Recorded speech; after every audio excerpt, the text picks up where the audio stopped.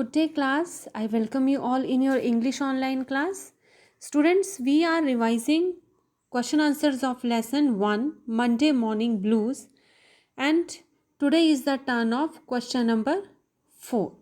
So let's go for the revision. In this question, we see why did Tom decide to postpone the idea of toothache अब as an excuse for some other day. अब जो Tom है पहले तो उसने idea select किया toothache का as an excuse for not going to school, then suddenly he dropped it out. उसने इसको छोड़ दिया, क्यों? पोस्टपोन कर दिया। पोस्टपोन होता है कि किसी और दिन ले लेंगे, बाद में ये काम करेंगे। सो सम अदर डे, किसी और दिन के लिए उसने इसे पोस्टपोन कर दिया। Why? The answer is he did it so, उसने ऐसा किया एज क्योंकि ही गॉट पैनिक। पैनिक का मतलब होता है स्टूडेंट्स फियर हो जाना, डर जाना। ही गॉट पैनिक, डर जाना। पैनिक मीन्स डर जाना। ही गॉट पैनिक, किससे पैनिक हो गया था? बाय रिमेंबरिंग, ये याद करके, द वे मीन्स तरीका, his aunt would pull, pull means खींचना, खींच के बाहर निकालना, pull out the aching tooth. Aching tooth होता है जो दांत दर्द कर रहा है। He did it so as he got panic by remembering the way his aunt would pull out the aching tooth. He didn't want to bear. Bear means सहना. Bear means क्या होता है? सहना.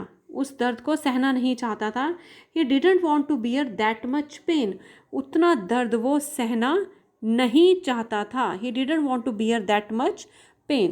That is why he dropped the idea to adopt as an excuse for some other day. Next question is, what was the second excuse? अब second excuse क्या था? Did Tom find more compatible to avoid to attend the school?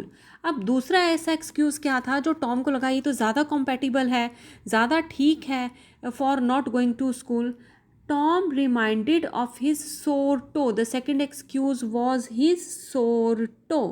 उसका जो पाँव का जो अंगूठा था वो दर्द कर रहा था और वो सोर भी था, बहुत सूजा हुआ भी था.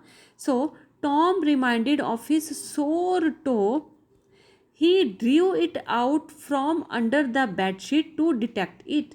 अब वो ना इसे घसीट कर बाहर निकालता है, बेडशीट के नीचे होता है ना, because Tom was sleeping, bedsheet के नीचे उसका पाँव था.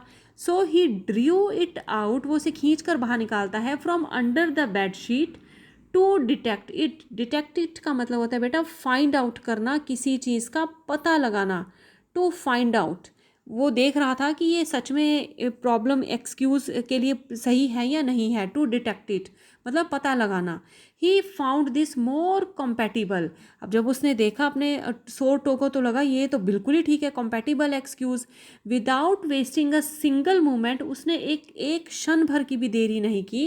And he started to groan on the bed. Groan होता है कि दर्द से चिल्लाना, cry due to pen.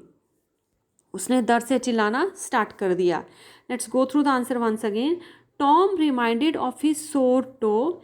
He drew it out from under the bedsheet to detect it. He found this more compatible and without wasting a single moment या without wasting time, he started to groan on the bed. Groan means दर्द से चिल्लाना, cry due to pain.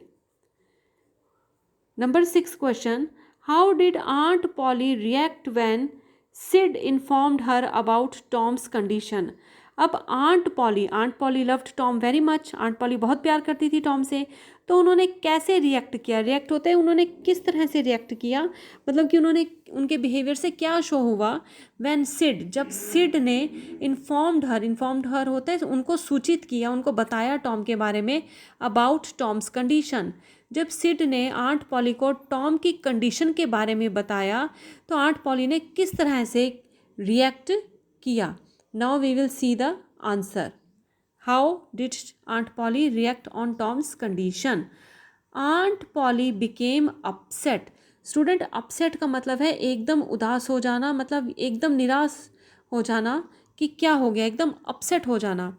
Aunt Polly became upset, बहुत उदास हो गई वो, एकदम बहुत परेशान हो गई। इसमें अपसेट में आप परेशान वर्ड भी लिख सकते हैं कि वो बहुत ज़्यादा परेशान हो गई ये सुनकर टॉम की कंडीशन के बारे में, because she loved him so much.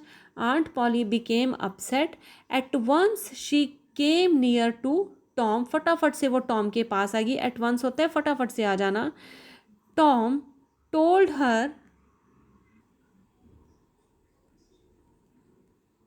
Tom told her that he was having severe pain. Severe pain होता है बहुत कड़ा दर्द, बहुत ज़ोर से दर्द, वो दर्द जो बहुत ज़ोरों के हो रहा हो। That he was having severe pain in his toe. This made aunt felt better.